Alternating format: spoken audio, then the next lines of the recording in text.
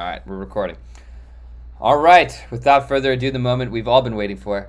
Uh, I'm about to spill the beans on a lot of things that you are not going to learn likely anywhere else unless you take the time to find it yourself. And it was not easy to find. I had to go through a lot of miscellaneous websites that I knew were misleading because this information that has been suppressed and paid to be suppressed for an insanely long time.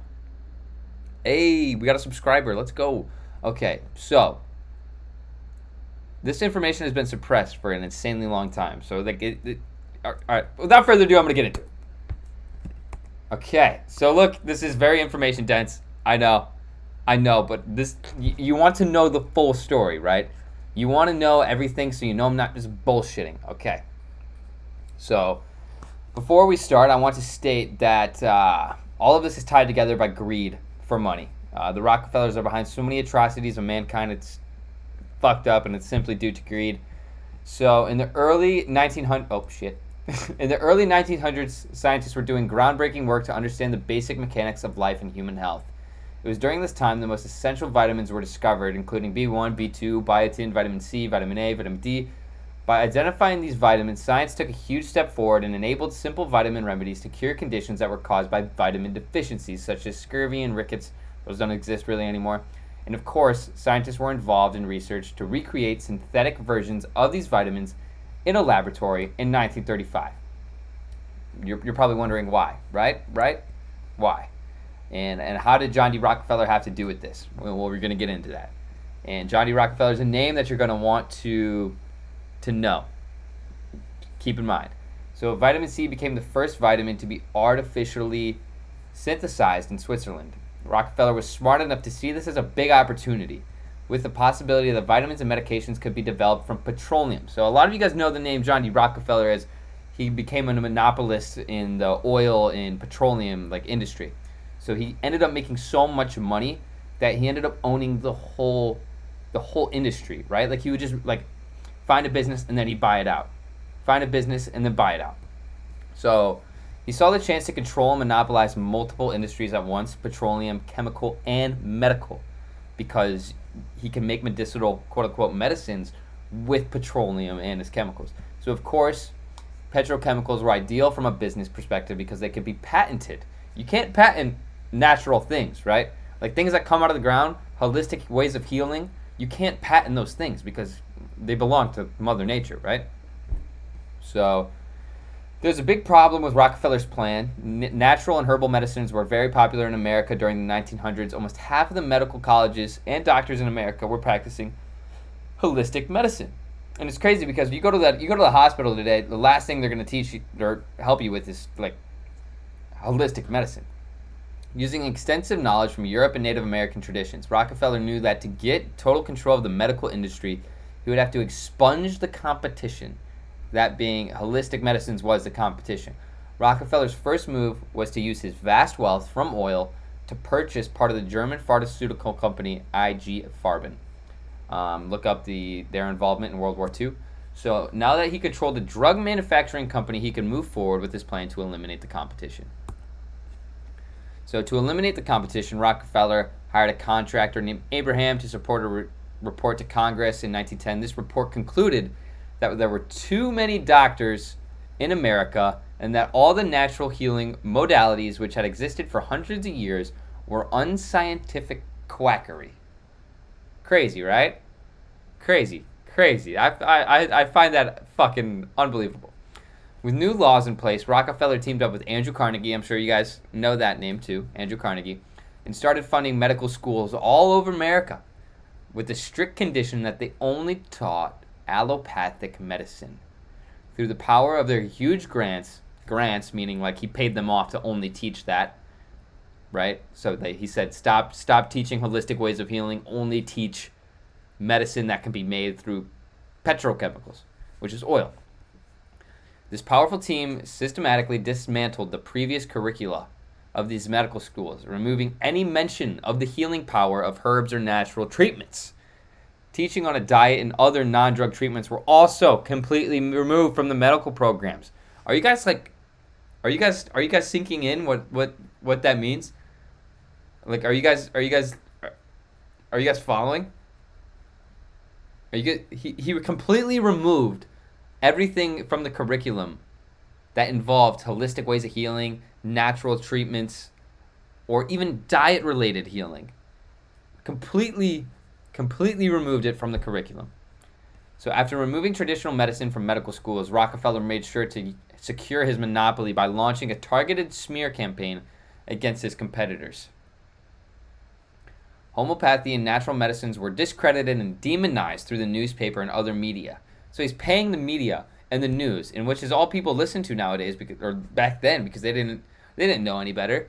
They were like, oh shit, wow, we've been lied to our whole life, and they're thinking that this is the new wave. This is the new wave. So some doctors were even jailed for using natural medicine treatments, including treatments that had been used safely and effectively for decades before. In a very short time, medical colleges were all homogenized. All the students were taught the same allopathic system, and medicine was now defined as a process of prescribing patented drugs. A pill for an ill became the mindset of American medicine. So after removing the traditional medicine from medical schools, Rockefeller made sure to secure his monopoly by launching a targeted smear campaign against his competitors. Homeopathy and natural medicines were discredited and demonized, though the newspapers and other media of the time. Through the newspaper and other media of the time. Some doctors were even jailed for using natural medicine treatments, including treatments that have been... I copy and pasted that twice. Fuck. Anyway. So, as of November 20... here are some things that I want you to think of right now, right? As of November 2021, the total value of the pharmaceutical sector in the United States was $2.8 trillion. Do you guys understand how much a trillion is? This is an unfathomable amount of money. This is unfathomable.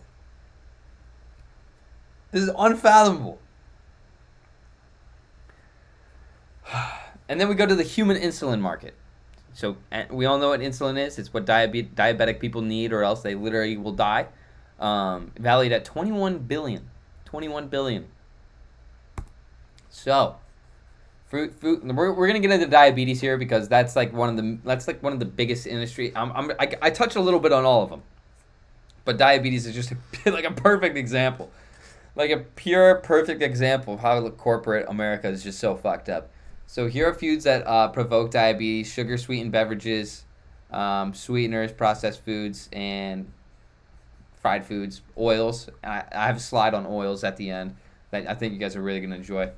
And the average American eats 3,600 calories a day. Can you guys fathom that? And like, they're saying like, oh, you need insulin to help your diabetes. Maybe you should just not eat damn near 4,000 calories every day. Right? Maybe you just shouldn't eat so fucking much and fried food.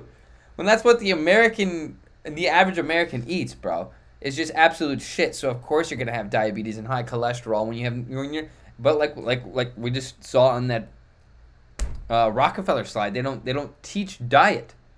They don't teach diet, right? They don't teach diet at all. So now there's strategic dependencies. Is what I came up for. So feed them shit, because they're in control of what we eat too. Don't tell them the shit is making them need insulin, and then you're in a never-ending loop. So this is what a doctor said right here. This is what a doctor said.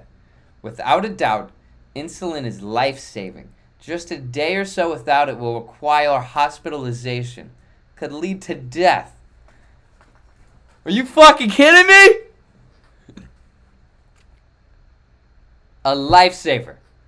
Not changing your diet to not be so shitty is a lifesaver, but this external thing of insulin could lead to death. Like, God.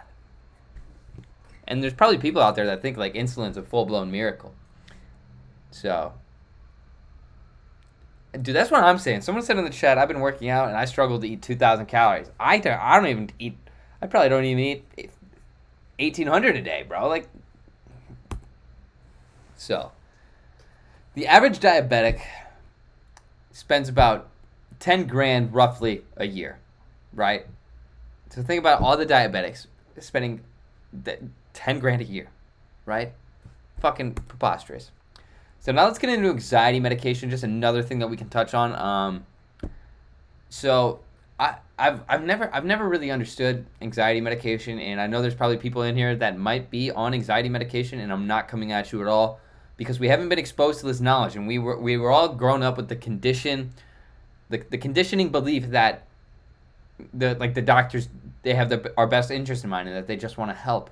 They don't look at us as dollar signs, right? They do want to help. So here's a list of anxiety medication. Like, I did Xanax, for example, because my brother actually was prescribed Xanax.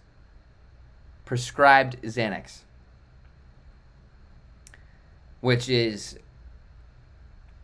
unbelievable. If you guys ever understand what Xanax does to you, it literally eliminates the thing in your brain that creates worry and memories. So it's insane.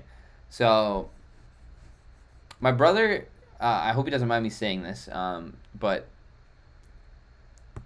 Xanax practically took over his life for a little bit of time, because like he created dependencies on it. Because I feel like, and he's a doctor too. I feel like so many people create dependent. I would assume a majority of people that take anxiety medications create a dependency on it, because like you can't be happy without it. So look at the list of these withdrawals, right? Seizures. You get seizures from these withdrawals. Sweating, heart palpitations, insomnia, loss of appetite, numb fingers. Like, bro, how are you going to legally prescribe this to someone knowing that this is what happens? It just shows they don't give a fuck. So, anti-anxiety medications help reduce the symptoms of anxiety, such as panic attacks or extreme fear and worry. Yes, because your thoughts can't do that. They're not going to teach you that you are in control of your body's homeostasis, essentially. They're not going to teach you that. They're going to have you relying on some crazy fucking pill with a bunch of side effects to relieve you. And then they're going to keep you making the money every month. Come get your prescriptions. And the same goes with antidepressants. The treatment is to relieve the symptoms of severe depression, such as feeling very down and exhausted. You're telling me you need to take a pill for that, bro? You're telling me you need to take a pill for this? Okay. Crazy. Absolutely crazy. And these are like putting a Band-Aid over a bullet wound, if you really think about it. Because obviously there's something internal that is causing you to feel a certain way, whether it be overconsumption of social media, comparing yourself, toxic relationship, toxic family. Something is making you feel a certain way inside, and instead of doing the deep inner work, people are looking outside of themselves for an answer. But we all know that the answer is always going to be within us. The market is projected for anxiety and antidepressants to be $13 billion. Right now it's about $10 billion. Great. Okay. So here we talk about ADHD, and I actually found some fucking insane shit when I was looking into ADHD, bro. I was fucking shook. I was just so shook. I don't know how many of you guys are aware with my standpoint on ADHD. I was severely diagnosed with it in like 6th grade. They gave me, a 6th grader, Adderall, which is literally fucking legal meth. Like, look at, like, your brain should not be lit up like this. Like, that can't be normal, bro. Like, that can't be normal. That can't be good for your fucking brain. You're gonna fry that shit. So I was Googling effects of like ADHD, whatever. I was just looking around, and I found this one that says research suggests untreated ADHD reduces life expectancy. Are you fucking kidding me? And of course, it's by a doctor. His name is Dr. Barkley. Are you fucking shitting me? And then here's what he said. If you look at the 4 biggest health risks, poor diet, insufficient exercise, obesity, and smoking presents a greater risk than all 4 of these concerns combined. Or ADHD presents a greater risk. Are you fucking kidding me? Like, there's no way he's serious. There's absolutely no way. The dude is dead ass. There's no way in fuck. Right? He just said ADHD is a greater risk than smoking and obesity.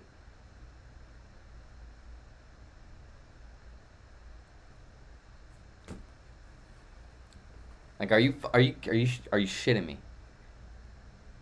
Are you shitting me? I can't. All right, so now that we've talked about all that, the dependencies on pills and why there's a dependency on pills and why the medical school teaches shit that doesn't make any sense at all. We know that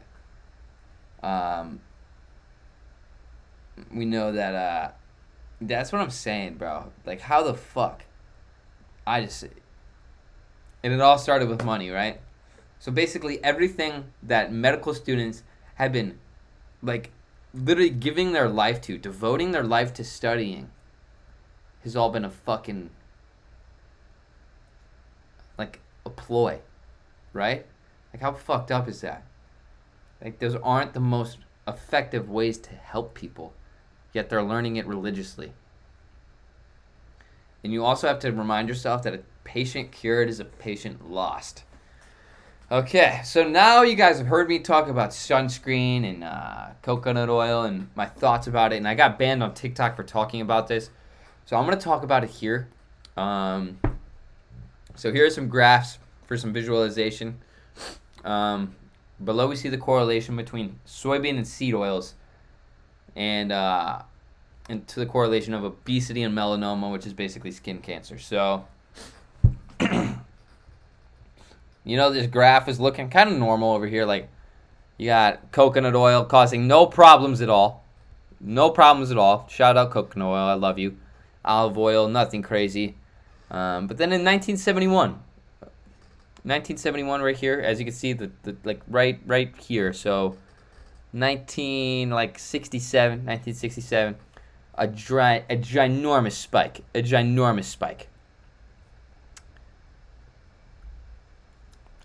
What do you think it was? I'll tell you. Seed oils weren't introduced to the average American diet, and yeah. So here we go. So basically, what I'm saying here is that, like, okay, this melanoma correlation to seed oils. Skin cancer was not talked about 80 years ago, right? It wasn't a thing. And then seed oils came out, and skin cancer is a thing. Okay? And I'm going to explain how this is a thing.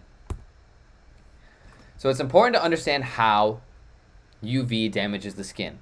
It's not some monster that destroys all living tissue that it touches.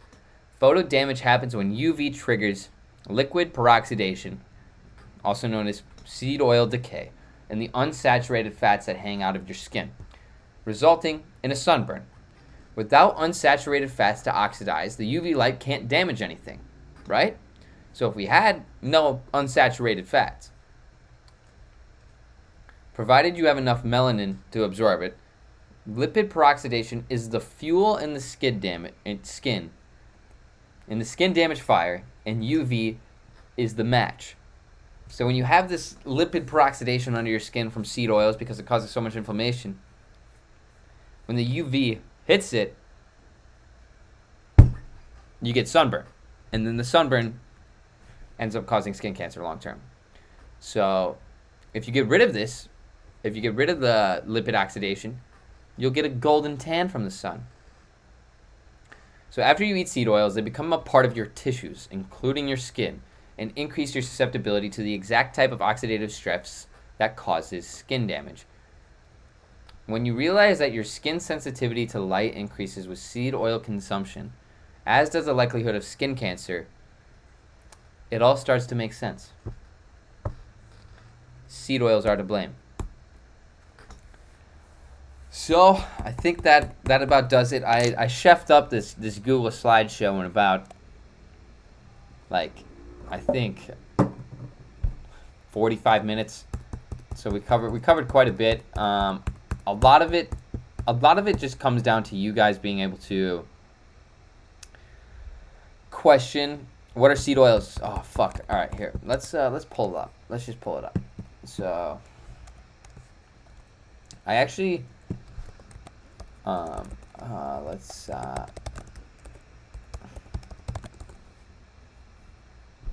okay. So yeah, that's about that for the slideshow. So I'm gonna end the recording now and put that on YouTube.